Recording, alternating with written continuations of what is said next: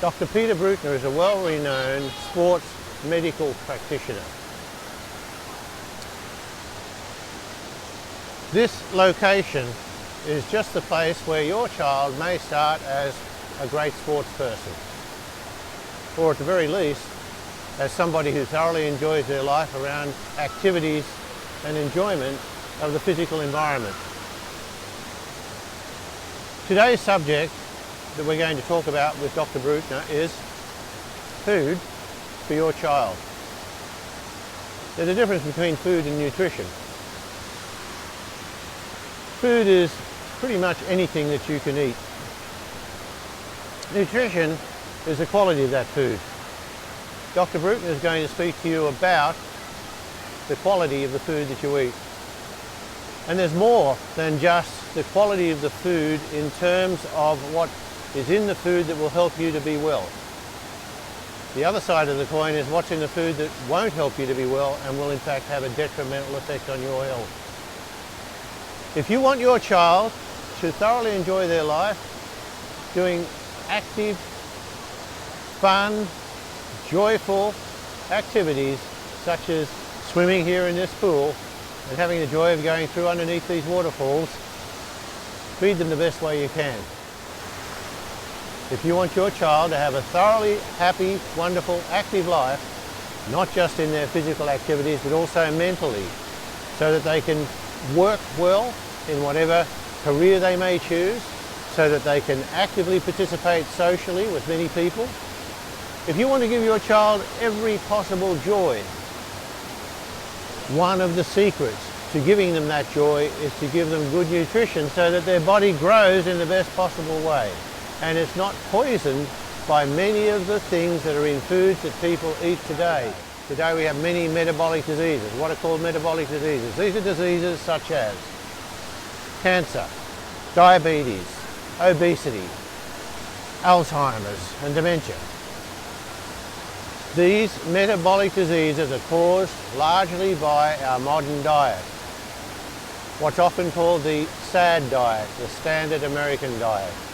It could also be the standard Australian diet, the standard British diet, the standard European diet.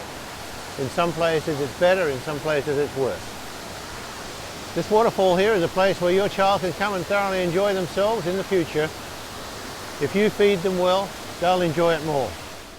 Dr. Bruckner, you've prescribed low-carb, high-fat diets for some of the world's greatest athletes. But are these diets really safe for young children? Well, I think certainly a reduced carbohydrate diet is beneficial. I mean, we've got to remember that when children are breastfed, they're basically ketogenic.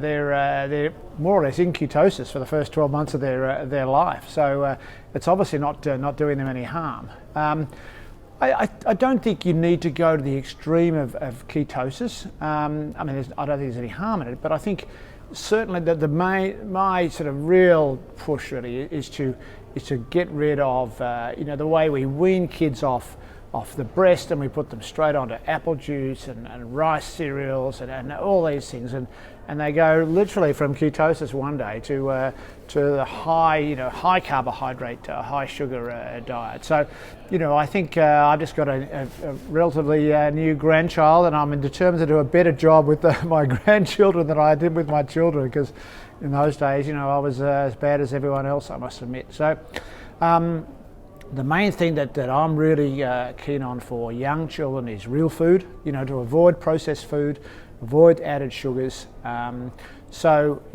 Breakfasts of yogurt and nuts and seeds and berries and so on, and then avoiding sugary snacks, plenty of eggs, plenty of meat, fish, and plenty of vegetables. So I think whether it's ketosis or not ketosis is probably not the point. That the important thing to me is that it's got to be low sugar, low sort of processed food, and just a real food diet. Many parents wonder how they're going to change from breastfeeding to feeding their baby with a low carb or ketogenic diet. How do you suggest they do that? Things like yogurt, full fat Greek yogurt, you know, with that sort of mix of a little bit of fruit or a bit of nuts or seeds and so on. I find that very helpful as a first sort of step. Young children or babies that seem to like yogurt. I think what you've got to try and avoid doing is to get them addicted to sweetness, you know, because the food industry wants us to be addicted to sweet. All processed foods have added sugar for that reason.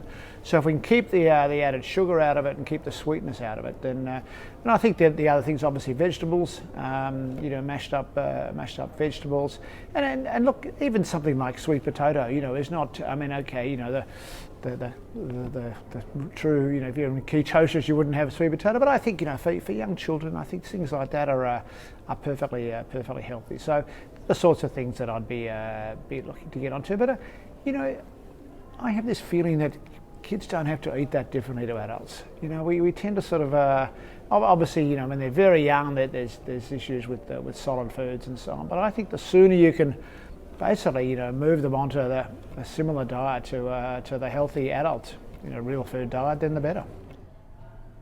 Many parents celebrate with their children by having high sugar drinks, ice cream, cakes. What effect does sugar have on children? Oh dear, where do you start?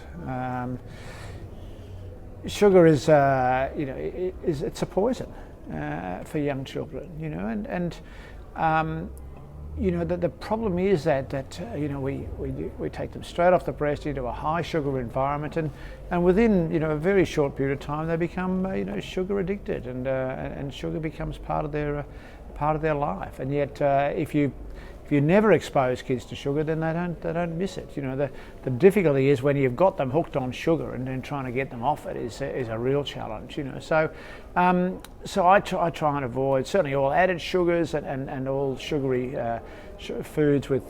So in other words, almost all processed foods have added sugar. So it's very hard to avoid sugar. So, but you know, I think the best thing you can have as a as a young parent is a blender or a vitamizer or whatever you want to call it, and you know, you just put the vegetables and the fruit and then things like that and the yogurt and so on into that, and mush it all up, and then they're away, you know, and even meat and things into that as well. So I think avoiding sugar. There's issues with you know, the rest of society, and you know, going off to childcare or kindergarten or birthday parties or whatever. But you know, I think you've got to educate kids about the challenge of avoiding sugar. You know, and I think if they're aware of that, then you know, then so much the better. Is fruit a good food for children? Look, I think the low fructose, the low carb fruits such as berries. I'm a big fan of berries for people of any age. Look, I think kids can tolerate, you know, a piece of fruit a day. You know, an apple or an orange. I don't think it's going to really hurt kids. You know, I think once you're insulin resistant, type 2 diabetic, you know, that sort of thing, yes, you know, you've got to be avoiding that sort of thing. But I think as kids and teenagers, I mean, I think there's lots of other good things in fruit. So I'm not as anti-fruit as I am for someone who's already, you know, compromised metabolically. But again, you know, I don't think you need to have 5 pieces of fruit a day. You know, I think that's over the top. But you know, I focus mainly on berries. But you know, an apple or an orange. I avoid bananas. I know bananas are popular with kids, but they're very high in starch, and I'm not a big fan of bananas for kids. How do you feel about high-fat foods for children? Foods like butter, cream, avocados, olive oil, macadamia nuts, coconut oil? Fine. Yes. Yeah. Avocados. Love. You know, great. I mean, I think they're probably my single most nutritious food, and I get kids onto avocado as soon as possible. The other challenge with kids is nuts. Obviously, you know, we have this huge issue in our society with nut allergies and so on, which I suspect are probably related to the whole sort of high sugar environment compromising your immune system and so on. But I try and expose kids to very small amounts of nuts right to start with, and then just gradually increase their exposure to nuts, because I think that's, you know, nuts are such a healthy food that if we can get kids onto nuts, that's great. So yeah, high fats, you know, high fat.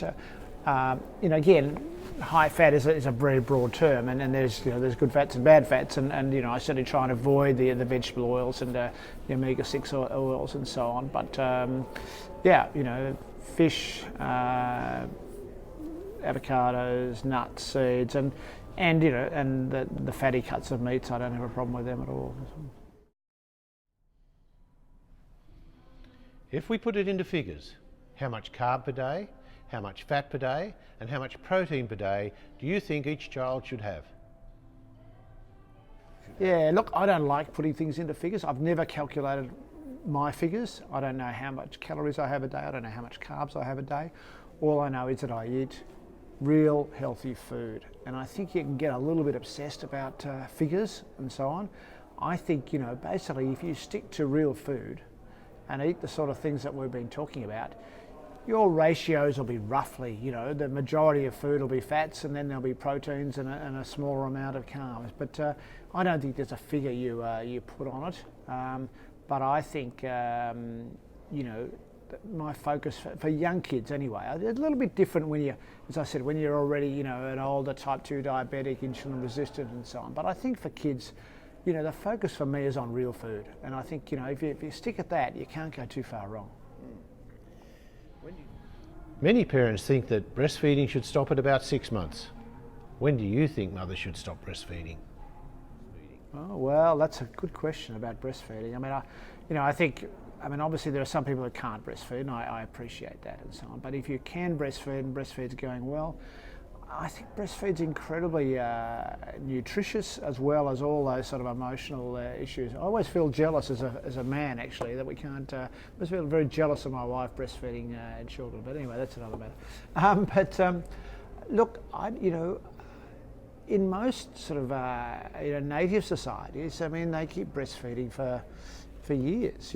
Sort of a 2, 3, even 4. Now our society frowns on that. And we sort of seem to think that once kids are walking, that they shouldn't be breastfeeding, and I'm not sure that's really the case. I think breast milk is nature's milk, and it's it's very healthy. So I don't have a problem with parents continuing to breastfeed, even just once a day or whatever, until kids are of any age, really. But certainly our society there seems to be this unwritten rule that you don't breastfeed after 12 months. But no, I think it's a wonderful way of feeding children.